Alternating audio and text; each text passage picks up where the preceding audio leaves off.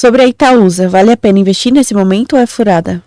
Não, à medida que é a holding que controla Itaú e que eu tenho uma opinião bastante favorável sobre Itaú em todo esse contexto que eu coloquei, sim, vale a pena. Ela subiu de preço, hoje tá um pouco mais de 9, né? Da última vez que eu olhei. Ela há pouco tempo, né? Algumas semanas atrás, estava 8, né? Ainda vale a pena nesse preço, porque comprando nesse preço, né, o dividend yield já muda um pouco, né? Continua bom. Show de bola. A galera que gosta da Itaúsa, então ainda tá bacana, interessante. Eu acho que a gente tem, inclusive, né? A gente tem uma sinalização muito importante em relação à Itaúsa. Esses últimos anos, principalmente o pessoal que investe com foco em dividendos, se ressentiu um pouco de Itaúsa, digamos assim, porque o payout caiu bastante. E esse payout caiu basicamente porque eles realizaram um ciclo muito importante de investimentos, né? E esse ciclo acabou, entende? E à medida que acabou o ciclo de investimentos, que eles têm o compromisso de seguir repassando aos seus próprios acionistas, no mínimo os dividendos que eles recebem de Itaú, e que os demais ativos do portfólio vão maturando, a tendência é que você tenha de um aumento de remuneração mais à frente. Eu acho que em um futuro não muito distante, proporcionalmente o acionista de Itaúsa vai receber mais dividendos do que o acionista de Itaú. Sendo que você consegue adquirir ações de Itaúsa com desconto substancial ainda em relação a Itaú ou, né, sendo mais preciso em relação ao valor líquido de todos os ativos do grupo, né? A gente fala muito de Itaú porque a representatividade do banco dentro da holding ainda é muito grande. Interessante. E entre a Taesa e a Transmissão Paulista, qual que você prefere das duas e por quê? Eu gosto muito das duas por uma questão de preço. Eu inclino marginalmente na direção de Transmissão Paulista, tá? Vale ter em mente de qualquer maneira que, principalmente por conta de todo o impacto que ocorreu em Taesa ao longo das últimas semanas, por conta da repercussão daquele boato associado à eventual realização de um follow-on, essa relação de preferência ela enfraqueceu em função de abertura de oportunidade de preço. Eu acho que as duas são ótimas oportunidades, tá? Mas eu ainda prefiro, na margem, ainda prefiro o Transmissão Paulista. Copel ou Sanepar? E se Saneparzinho aí volta pros R$7, né? Será? Sendo bastante sincero com você, não que eu não tenha sido sincero até agora, mas A partir de agora eu vou ser sincero. Vou começar a ser sincero aqui. Eu acho que Sanepar tem um grande problema chamado AGEPAR, que é a agência reguladora que supervisiona a atuação dela e que é a grande responsável pela determinação dos reajustes tarifários.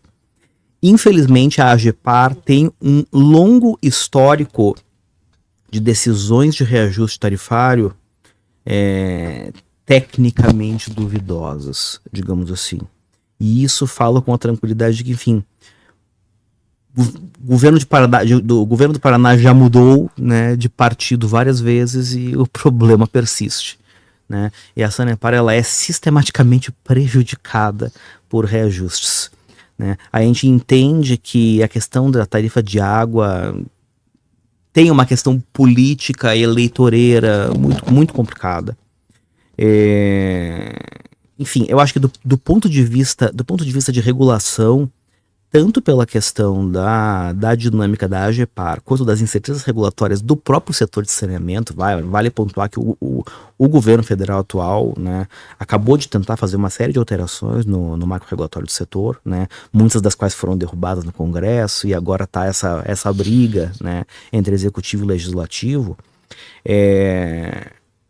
Eu acho que, levando tudo isso em conta, eu ainda preferiria, entre essas duas, ficar exposto à Copel, porque é uma empresa que está inserida em um segmento de atuação que, do ponto de vista regulatório, pelo menos até o momento, e enquanto a Dilma continuar em Pequim, eu estou tranquilo com relação a isso, tem uma regulação saudável, né? E ainda por cima, né, olhando para o caso específico de Copel, é uma forte candidata à privatização, né?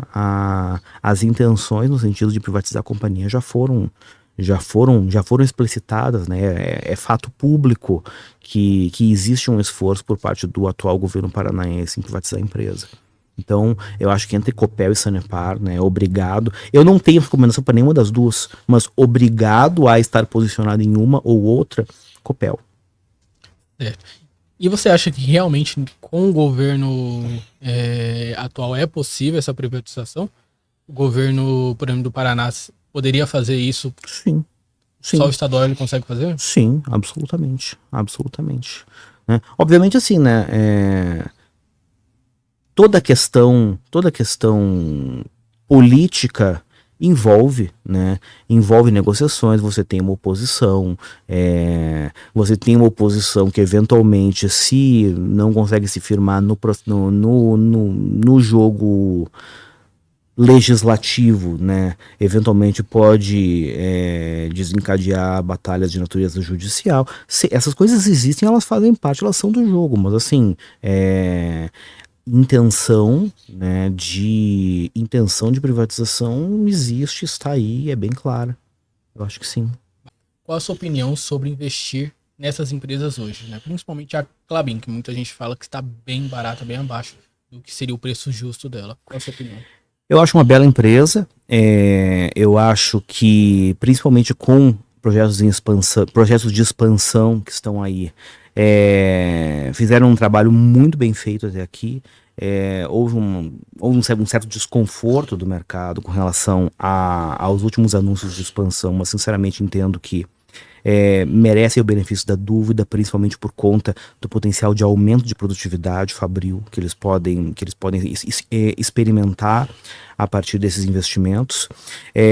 Eles têm um posicionamento muito interessante, que é o fato deles produzirem ao mesmo tempo a celulose, basicamente para exportação, mas também terem uma atuação muito expressiva no mercado de embalagens, onde eles conseguem ter muita flexibilidade em termos de direcionar mais ou menos produção e as suas diferentes linhas de produto para diferentes indústrias. Ou seja, eles conseguem fazer uma espécie de hedge. Num certo momento que, sei lá, a indústria de alimentos não vai tão bem, você fornece mais para, sei lá, cimento, né? Ou as proteínas não vão também, você fornece mais embalagens para, sei lá, exportação de frutas e assim por diante, tá?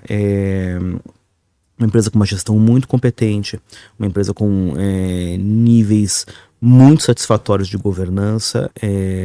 Eu acho uma bela empresa sim. E tá barato? Eu acho que no nível atual tá.